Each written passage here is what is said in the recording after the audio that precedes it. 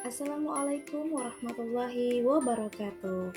Perkenalkan, saya Dharma Lesari, CGP Angkatan 9 Kabupaten Siak dari SD Negeri 03 Benteng Hilir. Pada kesempatan kali ini, saya akan membahas tentang refleksi filosofi pendidikan menurut Ki Hajar Dewantara. Intisari pemikiran Ki Hajar Dewantara terbagi atas 8 aspek, yakni sistem Among, kodrat alam dan kodrat zaman, Trikon, ciri pusat pendidikan, berhamba pada anak, budi pekerti, bermain adalah kodrat anak, dan trilogi kepemimpinan yang terkenal dengan semboyan Ing Ngarso Sungtulodo, Ing Madyo Mangunkarso, dan Tutwuri Handayani. Intisari yang pertama yang akan kita bahas yakni sistem Among. Sistem Among adalah suatu sistem pembelajaran yang mengedepankan pembentukan manusia secara utuh. Suatu metode yang tidak menghendaki perintah paksaan, melainkan memberi tuntunan bagi hidup anak-anak agar dapat berkembang dengan subur dan selamat, baik lahir maupun batinnya.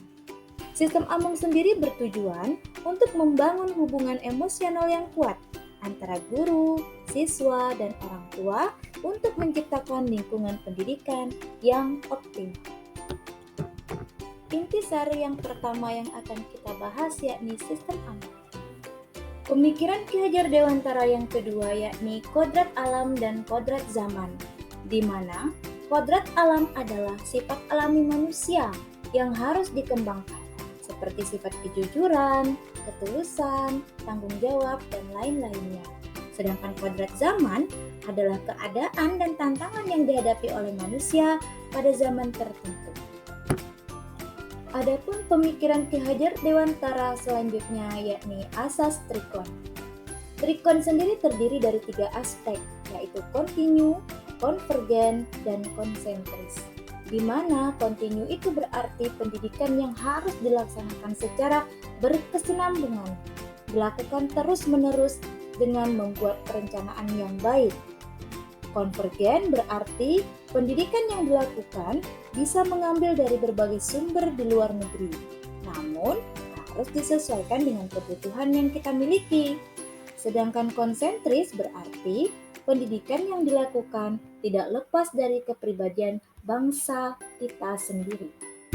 Pemikiran Ki Hajar Dewantara berikutnya, yakni Tripusat Pendidikan.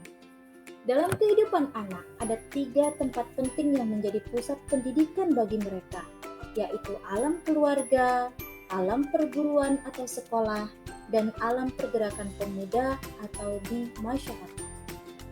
Keluarga adalah pusat pendidikan pertama yang penting dalam membentuk karakter anak. Sekolah bertanggung jawab untuk memberikan pengetahuan dan keterampilan yang dibutuhkan dalam kehidupan. Sedangkan masyarakat sebagai pusat pendidikan yang terakhir bertugas membantu membentuk karakter anak dan mempersiapkannya untuk kehidupan sosial. Ki Hajar Dewantara memandang pendidikan sebagai tanggung jawab bersama antara keluarga, sekolah, dan masyarakat. Oleh sebab itu, ia menekankan perlunya kerjasama antara ketiga pusat pendidikan tersebut untuk menciptakan pendidikan yang holistik dan efektif. Pemikiran selanjutnya yakni berhamba pada anak. Dalam buku Ki Hajar Dewantara yang berjudul Pemikiran dan Perjuangannya pada halaman 174, Ki Hajar Dewantara mengemukakan, kita dengan ikhlas hati dan bebas dari ikatan apapun, mendekati sang anak dan mengorbankan diri kepadanya.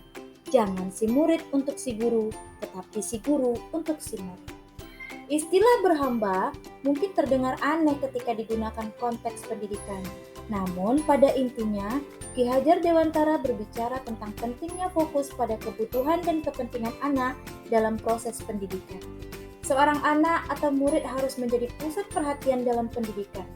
Pendidikan harus diarahkan pada pelayanan kepada anak, yang artinya bahwa proses pendidikan harus didasarkan pada kebutuhan dan kepentingan anak.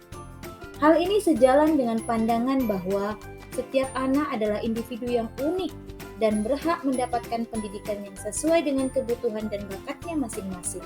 Sehingga guru harus memperlakukan muridnya dengan kasih sayang dan memahami kebutuhan mereka secara individual. Pemikiran Ki Hajar Dewantara yang terakhir dan yang paling terkenal hingga saat ini yakni Ing Ngarso Sung Tulodo, Ing Madyo Mangunkarso, dan Tutwuri Handayani. Slogan ini bermakna, di depan memberikan contoh, di tengah memberi dorongan, di belakang memberikan dukungan. Ini berarti seorang pendidik harus menjadi contoh yang baik bagi anak didiknya, memberikan dorongan dan motivasi kepada anak didiknya agar berkembang dengan baik, dan memberikan dukungan yang dibutuhkan agar anak didiknya dapat mencapai kesuksesan. Demikian pemaparan intisari filosofi pendidikan menurut Ki Hajar Dewantara. Salam semangat Bapak Ibu guru hebat. Wassalamualaikum warahmatullahi wabarakatuh.